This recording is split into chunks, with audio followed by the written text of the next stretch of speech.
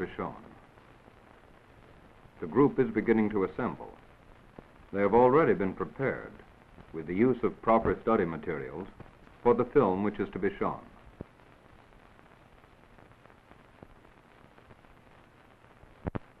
The projector is in place.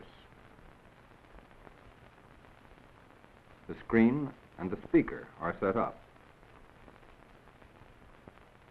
The amplifier is properly set up and the cord connected to the projector.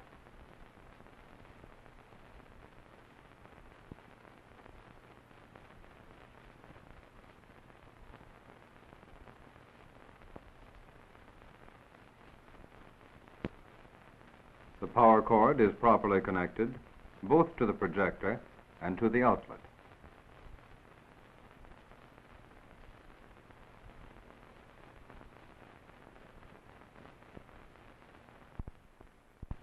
The light control curtains are ready to be drawn. An assistant is at the light switch. It is time to start. The projectionist gives the signal and the curtains are closed. The assistant turns out the light and the show has begun. Everything properly prepared in advance ensures a good film showing. Good film shows are set up in advance so that there is time to remedy any faults that would otherwise mar the show.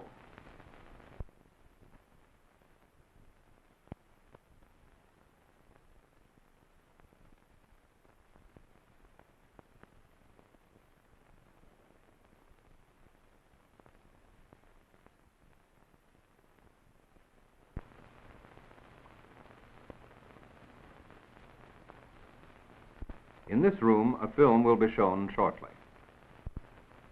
The projectionist arrives early so that he will have time to set up his equipment and check the light control facilities, the ventilation, the power source, his own equipment, and the films to be shown. He has already made sure that the power supply is the right kind, alternating or direct current, and that it is the right voltage for the projector.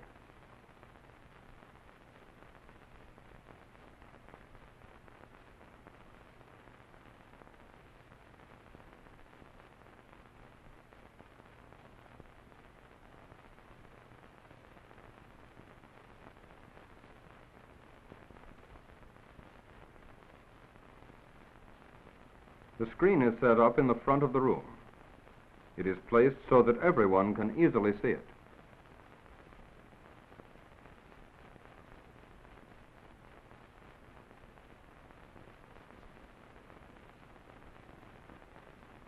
The bottom of the screen should be level with the tops of the heads of those in the front row.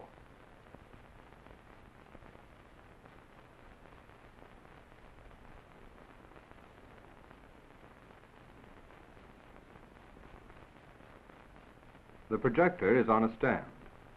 The stand is directly in front of the screen, so that there will be no sidewise distortion of the projected image. The projector arms are put in place.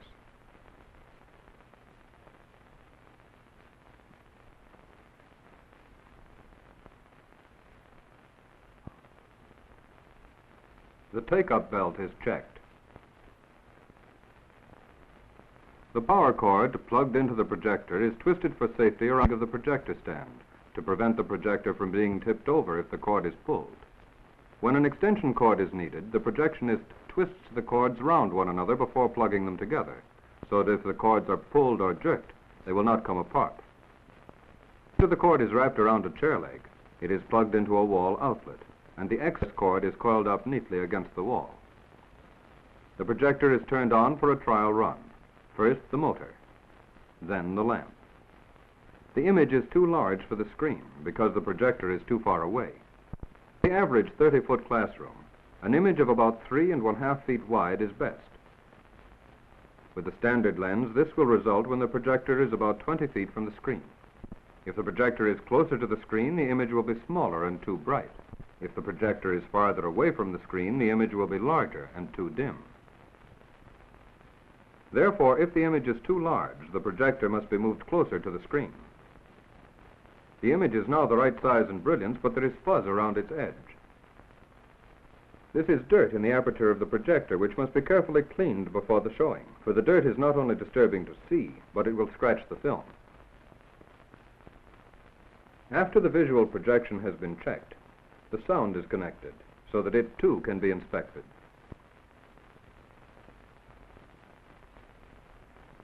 Some speakers have their own power supply, and the cord must be plugged into a wall outlet.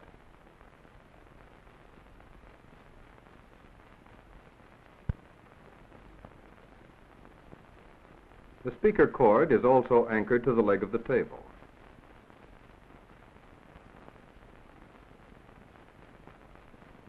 It is anchored again to the leg of the projector stand before it is connected to the projector.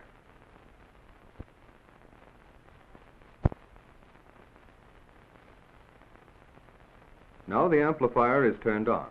In a few moments it will have warmed up, and when the volume control is turned up full, a loud hiss will surge to indicate that the sound system is working.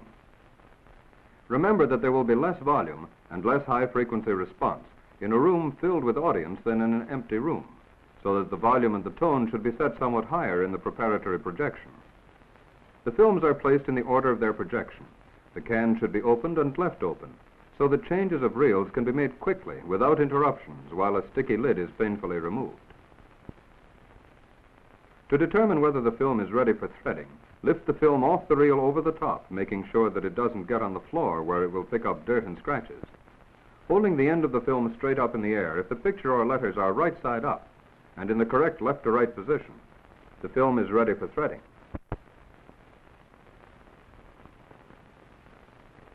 When the show begins, you won't have this or this. The picture will be right side up and in the proper position. All the reels that are to be projected should be inspected in this manner. When this has been done, the first film on the program should be threaded in the projector.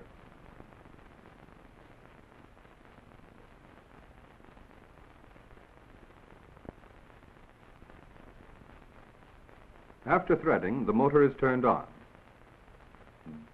Then the lamp. The image is focused and brought into proper frame. Remember that on sound projectors, the sprocket wheels have sprockets only on one side, because sound films have sprocket holes only on one side. The sound runs down the other. Most silent projectors have sprockets on both sides of the sprocket wheel. Thus, silent films can be run on a sound projector, but sound films must never be run on a silent machine. To reduce the strain on the film during projection, the film is threaded with loops above and below the gate. If the loops are too short, they will tear the film. If they are too large, they will slap about. The correct size is indicated on the projector itself. Check to see if there is a spare projection lamp, a spare exciter lamp for the sound system, and a spare fuse for the amplifier.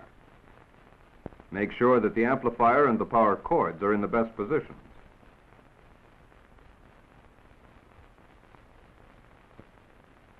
Check the light control facilities. Draw curtains, when properly installed, provide the most effective light control medium. The curtain should be hung in such a way that the hangers run along a track. The rod and ring method will not stand up to long wear.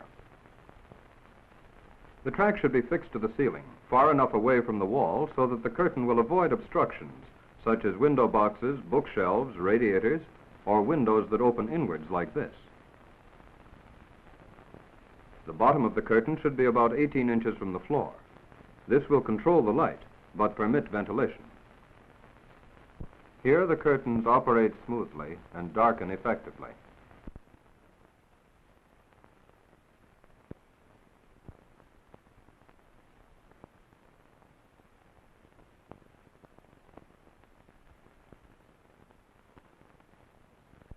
The track for one curtain curves around the end of the other. Thus, there is an overlap, and no gap is present to permit the entry of light. Everything has now been checked: the light control facilities, the film, the projector, and the amplifier. The projectionist arrived early enough to make sure that all would be working well. Now that the group is coming in, he has assured himself that the show will be good. There will be no faults or interruptions to mar it, and attention to the film and the enjoyment of it will be undisturbed.